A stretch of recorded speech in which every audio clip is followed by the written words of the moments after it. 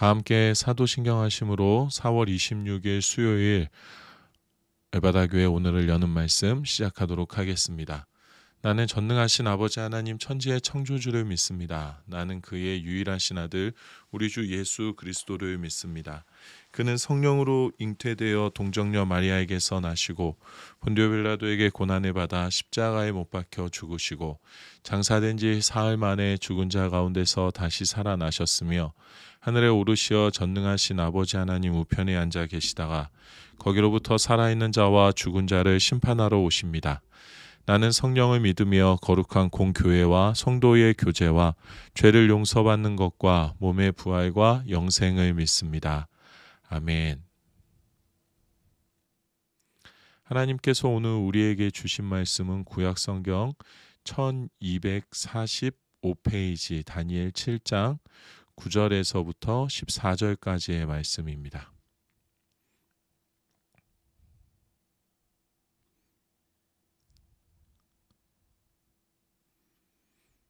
구약성경 1245페이지 다니엘 7장 9절에서 14절까지의 말씀입니다. 함께 읽겠습니다. 내가 보니 왕자가 놓이고 옛적부터 항상 계시니가 좌정하셨는데 그의 옷은 희기가 눈 같고 그의 머리털은 깨끗한 양의 털 같고 그의 보좌는 불꽃이요 그의 바퀴는 타오르는 불이며 불이 강처럼 흘러 그의 앞에서 나오며 그를 섬기는 자는 천천히요 그 앞에서 모셔 선 자는 만만이며 심판을 베푸는 데 책들이 펴 놓였더라. 그때에 내가 작은 뿔이 말하는 큰 목소리로 말미암아 주목하여 보는 사이에 짐승이 죽임을 당하고 그의 시체가 상한 바 되어 타오르는 불에 던져졌으며 그 남은 짐승들은 그의 권사를 빼앗겼으나 그 생명은 보존되어 정한 시기가 이르기를 기다리게 되었더라. 내가 또 밤 환상 중에 보니 인자 같은 이가 하늘 구름을 타고 와서 옛적부터 항상 계신 이에게 나아가 그 앞으로 인도되매 그에게 권세와 영광과 나라를 주고 모든 백성과 나라들과 다른 언어를 말하는 모든 자들이 그를 섬기게 하였으니 그의 권세는 소멸되지 아니하는 영원한 권세요 그의 나라는 멸망하지 아니할 것이니라. 아멘. 우리가 지금 함께 읽은 이 다니엘 7장은 우리가 어제 나눈 6장보다 약 15년 전에 먼저 일어난 일입니다. 역사적인 시간 순서로 장을 재배열하면 4장 다음에 7장이 이어지고 그 다음 5장, 6장으로 이어지는 순서입니다. 7장 1절에 보면 바벨론 벨사상왕 원년에 다니엘이 그의 침상에서 꿈을 꾸며 머릿속으로 환상을 받고 그 꿈을 기록하며 그 일의 대략을 진술하니라 라고 기록되어져 있습니다. 바벨론의 벨사상 왕위에 등극했을 때 다니엘이 환상을 보았다라고 기록합니다. 이전에는 왕이 꿈을 꾸고 다니엘이 그 꿈을 해석하는 내용들이었습니다. 그런데 7장의 내용은 다니엘이 직접 본 환상을 기록하고 있습니다. 2절에서 8절까지의 말씀에 보면 그 환상의 내용이 기록되어져 있습니다. 다니엘이 진술하여 이르되 내가 밤에 환상을 보았는데 하늘에 내바람이 큰 바다로 몰려 불더니 큰 짐승 넷이 바다에서 나왔는데 그 모양이 각각 다르더라. 첫째는 사자와 같은데 독수리의 날개가 있더니 내가 보는 중에 그 날개가 뽑혔고 또 땅에서 들려서 사람처럼 두 발로 서게 함을 받았으며 또 사람의 마음을 받았더라. 또 보니 다른 짐승 곧 둘째는 공과 같은데 그것이 한쪽 몸을 들었고 그 입의 이 사이에는 새 갈빗대가 물렸는데 그것에게 말하는 자들이 있어 이르기를 일어나서 많은 고기를 먹으라 하였더라. 그 후에 내가 또 본즉 다른 짐승 곧 표범과 같은 것이 있는데 그 등에는 새의 날개 넷이 있고 그 짐승에게는 또 머리 넷이 있으며 권세를 받았더라. 내가 밤 환상 가운데 그 다음에 본 넷째 짐승은 무섭고 놀라우며 또 매우 강하며 또 쇠로 된 큰 이가 있어서 먹고 부서뜨리고 그 나머지를 발로 밟았으며 이 짐승은 전에 모든 짐승과 다르고 또 10뿔이 있더라. 내가 그 뿔을 유심히 보는 중에 다른 작은 뿔이 그 사이에서 나더니 그 첫 번째 뿔 중에 셋이 그 앞에 뿌리까지 뽑혔으며 이 작은 뿔에는 사람의 눈 같은 눈들이 있고 또 입이 있어 큰 말을 하였더라. 다니엘이 본 짐승들은 차례대로 바벨론, 메데, 바사 알렉산더, 로마 제국을 상징합니다. 다니엘이 본 환상은 일전에 느부갓네살이 꿈을 이야기하고 꿈을 해석하라라고 명령을 했었던 큰 신상이 나오는 환상과 같은 뜻을 담고 있는 꿈이었습니다.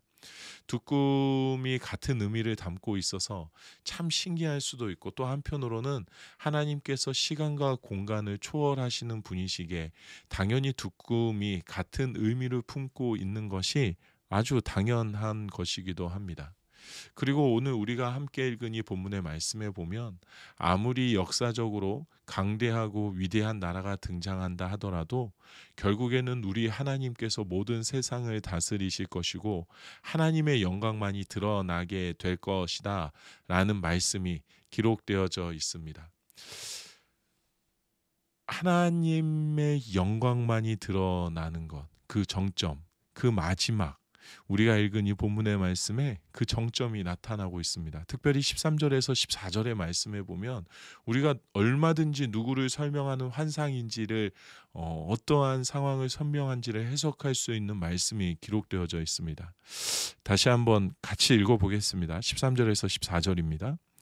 내가 또 밤 한상 중에 보니 인자 같은 이가 하늘 구름을 타고 와서 옛적부터 항상 계신 이에게 나아가 그 앞으로 인도되매 그에게 권세와 영광과 나라를 주고 모든 백성과 나라들과 다른 언어를 말하는 모든 자들이 그를 섬기게 하였으니 그의 권세는 소멸되지 아니하는 영원한 권세요 그의 나라는 멸망하지 아니할 것이니라. 말씀을 읽으면서 여러분 누가 떠오르십니까? 다니엘이 보았을 때 인자, 다시 말하면 하나님의 아들 같은 이가 하늘 구름을 타고 와서 옛적부터 함께 계시니, 다시 말하면 하나님께 나아가 하나님의 인도하심을 받게 되는 것을 다니엘이 봅니다. 그러자 옛적부터 항상 계시니가 인자 같은 이에게 권세와 영광과 나라를 주고 온 세상이 인자 같은 이를 섬기게 하십니다. 인자 같은 이의 권세, 그의 통치는 절대로 소멸되지 않는 영원한 권세였고 인자 같은 이의 나라는 영원히 계속될 것이다 라는 이 환상을 다니엘이 보았습니다. 하나님께서 예수 그리스도의 십자가 사건을 통하여서 온 세상을, 모든 나라를 하나님의 나라로 삼으셨고 예수 그리스도 안에 있는 자들에게 영원한 하나님의 나라를 살아가는 권세를 허락하셨음이 다니엘의 환상 가운데 드러나고 있습니다. 우리는 이 성경의 말씀을 보면서 하나님께서 느부갓네살에게 그리고 다니엘에게 보여주신 모든 환상들을 이루어 가셨구나라는 것을 쉽게 알 수 있습니다. 그렇지, 바벨론 다음에 기록대로 메대와 바사가 등장했지, 그들이 망한 다음에 알렉산더 제국이 들어서지, 그들도 영원하지 못했고 결국에는 로마가 세상을 다스리는 시대가 온다라는 것을 우리는 이 역사의 흐름 이후에 살기 때문에 잘 알고 있습니다. 이 환상이 얼마든지 이해가 됩니다. 그리고 예수 그리스도께서 이 땅에 오셔서 하나님의 뜻과 하나님의 사랑 안에서 우리를 구원하시고 이제는 우리가 하나님의 자녀로 영원한 하나님의 나라를 누리는 구원을 얻게 되었다라는 것도, 우리는 예수 그리스도 십자가 구원의 이후 시대에 살아가고 있기 때문에 십자가와 부활이 우리 눈앞에 펼쳐진 그 시간 이후를 살아가고 있기 때문에 너무나도 잘 알고 있습니다. 그런데 우리의 입장과 다니엘의 입장은 전혀 다릅니다. 다니엘은 지금 나라가 망해서 포로로 끌려왔고 이 다음에 무엇이 있는지, 그리고 어떤 일이 일어날지 벌어질지, 또 우리가 포로로 끌려와서 살아가는 이 순간이 언제까지인지에 대해서 그 어떤 것도 알 수 없는 상황에 놓여 있습니다. 그런데 언제인지 모르지만 또 어떻게인지 모르지만 현실적으로 불가능해 보이는 상황이지만 이 모든 상황을 하나님께서 이기시고 영원한 하나님 나라를 세워 가실 것이라는 환상을 지속해서 바라보고 있고 그것을 마음속에 품고 있음을 우리가 알고 있습니다. 우리야 역사 이후의 시간에 살아가고 있기에 하나님은 역시 위대하시다 찬양하고 영광 돌리고 아멘을 외칠 수 있지만 내가 다니엘의 입장이라고 생각해 봅시다. 누구인지도 모르고 언제인지도 모르고 그냥 낯선 상황 속에서 마냥 회복을 기다리라고 하는 그 하나님의 말씀, 하나님께서 구원하실 것이다. 하나님께서 어느 누구도 건드릴 수 없는 지금 너의 눈앞에 있는 이 바벨론 메대 바사보다도 더 완전한 하나님 나라를 회복하시고 세우실 것이라고 말씀하신다면 무슨 일어날지 모르는 내가 과연 기대를 할 수 있겠습니까? 이게 진짜 지금 일어난 일처럼 하나님께 찬양을 올려드리며 영광을 올려드리고 아멘으로 감사할 수 있겠습니까? 오히려 반대로 더 조급함과 더 답답함에 갇혀 있게 되지 않을까라는 생각이 드는 것 같습니다. 그런데 우리가 어제 말씀을 나눈 것처럼 70세가 훌쩍 지난 할아버지가 된 다니엘은 하나님의 약속을 기다리고 있었습니다. 하나님의 약속을 기다리고 있었기에 하나님께서 보여주신 환상이 무엇인지 잘 알지 못해도 그게 어떤 나라를 의미하는 것이고 앞으로 예수 그리스도가 찾아오셔서 십자가와 부활을 우리에게 허락하실 것이라는 것이 무엇인지는 모르고 있어도 하나님의 뜻이 이루어진다라는 것을 믿고 있었기에 또다시 닥쳐온 사자굴 위기의 앞에서도 다니엘은 하나님을 온전히 믿고 하나님의 뜻을 이루어 갈 수 있는 것이었습니다. 하나님의 약속이 언제 이루어지는 것이냐? 그것이 내 가능성 안에서 정말 이루어질 것이냐 말 것이냐 하는 것은 이 땅의 한계적 시간에 살아가고 있는 우리의 조급함 가운데서 나오는 투정일지도 모르겠습니다. 예수 그리스도의 부활의 능력으로 하나님의 자녀가 된 사람들은 이제는 인생이라는 짧은 시간만을 살아가는 자들이 아니라 하나님께서 허락하신 영원을 살아가는 자들입니다. 그렇기에 진짜냐, 가능하냐, 언제냐에 매달려서 살아가는 것이 아니라 우리의 영혼과 마음이 약속하시는 하나님, 일하시는 하나님, 영원히 함께 하시는 하나님께로만 맞춰져야 할 줄로 믿습니다. 다니엘도 회복의 때에 대한 조급함과 답답함으로 머물러 있었다면 내가 나이가 이렇게 들었는데 아직 그 기미가 보이지 않는다라고 상심함에 빠져 있었더라면 내가 앞에 찾아온 위기 속에서 하나님을 온전히 붙들지 못했을 것입니다. 하지만 다니엘은 하나님의 시간을 살아가고 있었기에 영원한 하나님의 나라와 시간 속에서 하나님의 역사, 하나님의 약속의 역사를 바라보고 있었다라는 것을 우리가 말씀을 통해서 바라볼 수가 있습니다. 이 꿈에 어떤 의미가 있는지, 내가 본 환상에 어떤 의미가 있는지, 다니엘과 요한계시록이 어떻게 연결되어져 있는지, 마지막 때의 징조와 마지막 때는 언제 오는 것인지 등등 모든 질문, 종말에 대한 것들, 또 영적인 세상을 바라보는 능력에 대한 것들, 모든 것들이 다 중요하지만 먼저 나의 답은 나는 이제 예수 그리스도로 인하여 하나님의 시간, 영원한 시간을 살아가는 자이다라는 믿음의 고백이 내 안에 있어야 하는 줄로 믿습니다. 증거에 집착하고 현상을 보기를 바라는 것이 아니라 하나님의 함께하심 가운데 내가 살아가고 있으며 나는 주의 은혜로 구원받았음을 더 확신 가운데 고백할 수 있는 우리가 되어야 할 줄로 믿습니다. 나와 함께하시는 하나님께서 오늘도 하나님의 뜻대로 이 역사를 이루어가고 계십니다.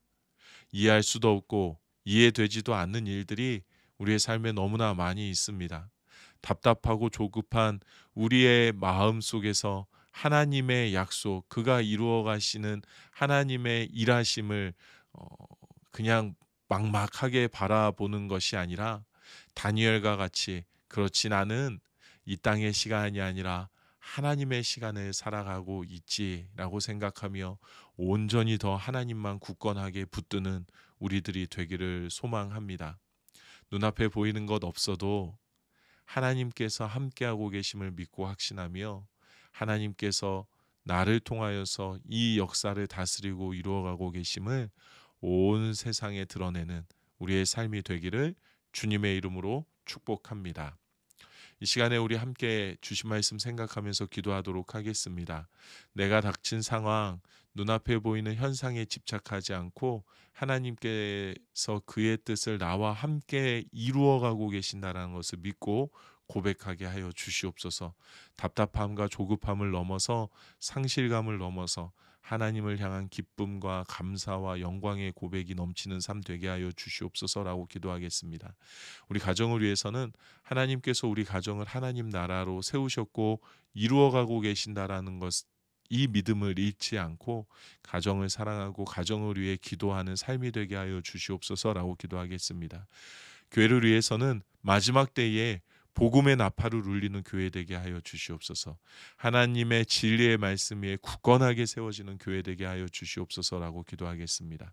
나라와 세계를 위해서는 수많은 이단의 공격들 가운데 하나님의 사람들을 지키시고 보호하여 주시고 이 땅의 믿음의 사람들과 교회들을 통해 복음만이 이 땅에 온전히 선포되게 하여 주시옵소서라고 기도하겠습니다. 오늘 공동체 기도는 우리 천세희 집사님을 위해서 함께 기도하도록 하겠습니다. 개인의 기도 제목입니다. 출근길에 안전 운전하고 건강하길 기도합니다. 가정을 위한 기도 제목입니다. 가족 모두 건강하길 기도합니다. 삶의 현장을 위한 기도 제목입니다. 정직하고 성실한 직원들이 채용되길 기도합니다. 교회를 위한 기도 제목입니다. 성령 충만한 교회 되길 기도합니다. 사회와 나라와 온 세계를 위한 기도 제목입니다. 정의와 공의로운 나라 되길 기도합니다. 네, 우리 천세희 집사님 생각하시면서 이 기도 제목 놓고 함께 기도해 주시고 또 하나님께서 그 사업장 온전히 붙들어 주셔서 또 우리 집사님 하나님께 모든 것을 다 맡기고 또 함께 예배드리고 신앙생활하며 하나님께서 일구어 주시는 기쁨과 감사를 그 삶 가운데서 누릴 수 있도록 위해서 우리 함께 기도하면 좋겠습니다. 또 오늘 생일을 맞이하신 우리 윤서영 집사님 위해서도 우리 함께 기도하면 좋겠습니다. 집사님 건강 잘 하나님께서 돌봐주시고 또 하시는 일들과 또 교회의 모든 섬김 가운데 언제나 기쁨과 감사가 흘러넘치는 우리 집사님 되게 해달라고 하나님의 사랑 마음껏 베풀고 나누는 그러한 하나님의 사랑이 가득 넘치는 집사님 되게 해달라고 우리 함께 기도하면 좋겠습니다. 또 여러분 각자의 기도 제목을 놓고 기도하시고 또 생각나는 우리 성도들의 기도 제목이 있으시면 생각나는 성도들이 있으시면 사랑의 마음으로 함께 기도하고 주기도문으로 이 시간 마치도록 하겠습니다. 다 같이 기도하시겠습니다.